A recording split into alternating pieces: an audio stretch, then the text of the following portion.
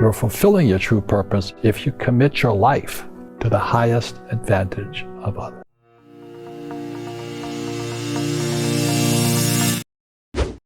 I wrote Rich Dad, Poor Dad because I'm serving a mission to serve my fellow human beings.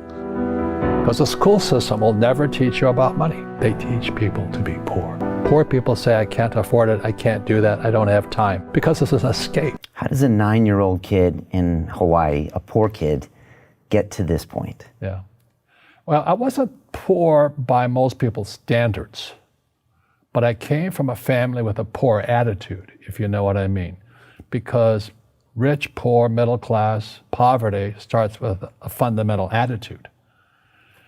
So I was in Hawaii, I was 9 years old. My father was the head of education, PhD. Very smart man, good guy. And for some reason, we moved across town and I went to a school with rich kids. So this is a little town called Hilo, Hawaii. That's not on the map anywhere, but it is. It's a sugar plantation town. So when I was 9 years old, I moved to this rich kids school. And suddenly I realized I was poor because it's relative, as Einstein, it's all relative. And my classmates were mostly white guys. And I was one of the few Asians in the class.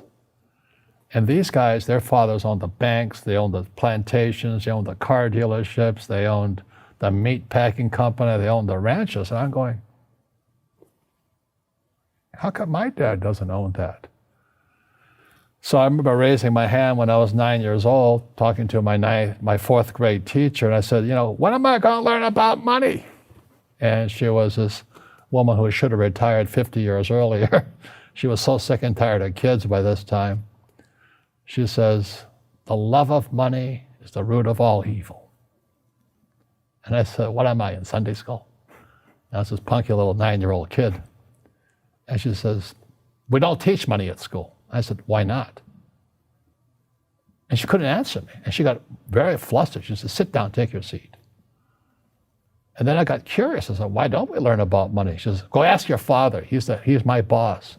So my father was the head of education, PhD, all that stuff. I go home and ask him, I said, why don't we learn about money in school? And he looked at me and says, because the government doesn't let us teach that subject.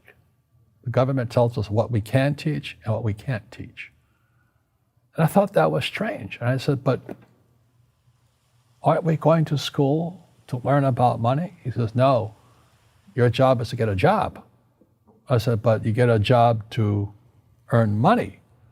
He goes, no, you're supposed to just get a job. And I went, no. Isn't the purpose of a job to earn money? He goes, you're correct. I said, so why don't I just learn about money? I can skip the job part, And he got flustered and he said, look, and my father was, for Japanese, very tall, 6'4", and imposing man, good guy. But he says, if you want to learn about money, why don't you ask your best friend's father about money? And I said, why? That's Mike. So I asked him. He says, because Mike's father is an entrepreneur. And I said, what are you? He says, I'm an employee. I'm a government employee. I went, oh, what's the difference? He says, the difference is an entrepreneur must know about money, or they're no longer entrepreneurs. And he says an employee doesn't have to know anything about money because the government will take care of them, the company will take care of them. So I'm all confused. But I took my dad's advice and I trundled over to Mike's father's office and knocked on his door and I said, hey, I'm here, 9 years old. Teach me about money. He says, beat it, kid, But that's where the story of Rich Dad, Poor Dad started. And finally, through persistence, my rich dad started teaching me about money on one condition. And that condition was he would never pay me. He says, the moment I pay you, you think like an employee. He says, that's the trap. Entrepreneurs work for free. And now I'm 9 years old, my head's going cracking in half. He says, you never want a paycheck. You understand that, kid? I said, okay, I got it. And he says, well, how do I make money? He says, that's what entrepreneurs figure out. It's like a cat, which comes first, a cat or the cat chasing its tail. And I said, so how do I learn about money? So he would just break out a Monopoly game board. So I would work for free. I'd pick up cigarette butts, and he had hotels and restaurants, and I would clean and do menial tasks. And as I got older, I started getting into office work and marketing and accounting, and I was an apprentice basically, but I always worked for free. And he would teach me about money, but the way he taught me about money was playing Monopoly. And finally one day I got upset. I said, well, when are you going to teach me about money? He says, what do you think we're doing? We're playing Monopoly. He goes, no. What do you think we're doing? We're playing Monopoly. He says, what do you think we're doing? So I don't know. I'm teaching you about money. And then that's when, you have one greenhouse. He says, there's many formulas for great success in money. There's thousands of them. But one of the best ones found on the game of Monopoly. It still is today. 4 greenhouses, 1 red hotel. I said, what? He says, one of the greatest ways to acquire great wealth is playing Monopoly in real life. 4 greenhouses, 1 red hotel. Well, is that all there is? He goes, that's it. And he says, what do you think I'm doing? And I went, I don't know. So then he took me out and he showed me his greenhouses. And 10 years later, when I was 19, I was now in school in New York, and I come back to Hawaii, and Rich Dad had bought the biggest piece of land smack dab in the middle of Waikiki Beach. And when you go to Waikiki Beach today, you'll see the Hyatt Regency Hotel. That was his hotel. Just like the game of Monopoly. Just like the game of Monopoly. We all have fear.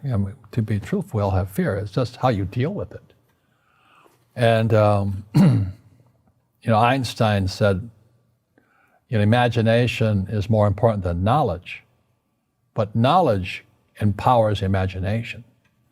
And what most people lack is real business knowledge, like accounting, like debt, like taxes. You got to know that stuff, but they don't teach it in school to anybody. So, and then when people ask me, how did your rich dad learn this when your poor dad, a PhD, didn't? And the answer is very simply, my rich dad, who's my best friend's father, his father died when he was 13. So rich dad had this family business at 13 to run. So he had to drop out of school, which was his blessing. There's blessings, and sometimes the blessing doesn't look like a blessing, but it turned out to be a blessing. And then his teachers became his bookkeeper, his accountant, his attorney, his banker, his real estate agents. So he has what I call real teachers, not these fake teachers in school. You see, most teachers in school, they're out of ethics. They teach subjects they themselves don't practice. My success comes from spirituality, not finance. And what happened was when my wife and I started Rich Dad back in 1996, actually, we left the spirituality out. And then the corporate types came in, the MBAs and the accountants and attorneys, and they tried to make it into a business.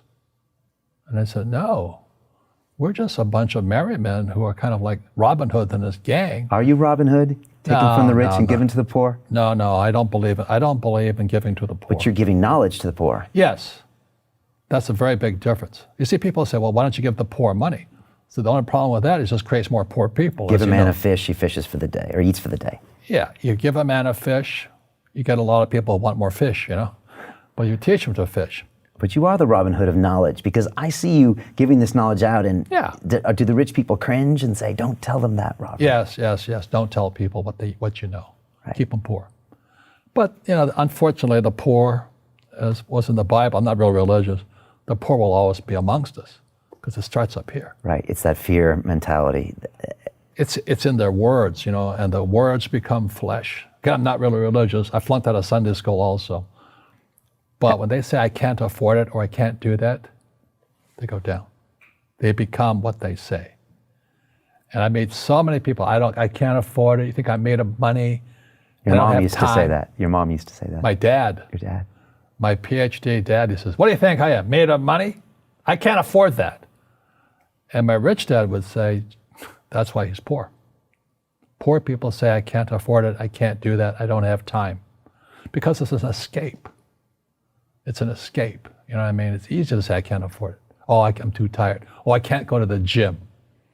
You know, when you could go to the gym, but no, I can't. Truth is, I'm just too lazy to go to the gym. And you play it safe and you don't introduce new risks into your life. And so I have job security. Right. And your rich dad used to say what instead of I can't afford it? How can I afford it? How can I do that? You know, what would it take, or why should I do that? He says that a question opens the mind, a statement closes the mind. See, when you say I can't afford it, your mind shuts down and you become what you say. To be rich, you have to give something. You know, you have to. I have to produce books and games, and I purchase real estate, I provide housing, provide jobs and all that. That's why I'm rich. But greedy people produce nothing. Oh no, it's the rich that are greedy. And I'm going, hey, sports fans, you know, you point a finger forward, 3 are pointing backwards. And so as we know, there's a big attitude problem against the rich today. The reason they're poor is they haven't failed. It's that fear mentality. You play it safe and you don't introduce new risks into your life. We got to change what we teach our kids. Introduce a real different mindset. How can I afford it? How can I do that? A question opens the mind, a statement closes the mind. One of the greatest ways to acquire great wealth is playing Monopoly in real life. So my game financially is business, number 1. Second is real estate. And that's why I pay no taxes. My success comes from spirituality, not finance. Every time I failed, it was like, okay, what have I learned? I grow from it. We have a mission to do. You do not belong to you. You belong to the universe. What does God want done that I might be able to lend a hand at doing? I don't think God likes people being poor.